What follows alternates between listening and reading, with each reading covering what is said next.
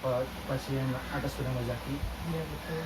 Dan perkenalkan nama saya dari perawat Reza Ansori, ingin menjelaskan tindakan dari batuk efektif. Pak, perkenalkan nama saya Prabowo Bapak. Apakah nama Bapak AS Wijaya? Iya, Tanggal lahir Bapak berapa ya? tanggal 1 bulan 7 2001. Baik, saya akan menjelaskan tentang 4 cara batuk efektif. Anjir, taruh bentar. 3. Saya akan memberikan contoh bagaimana dengan cara batuk efektif.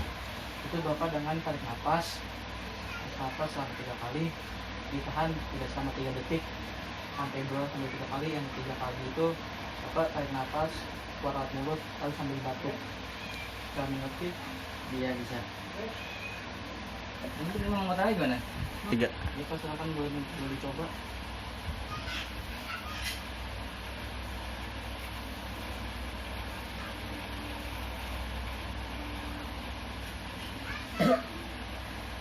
Ya.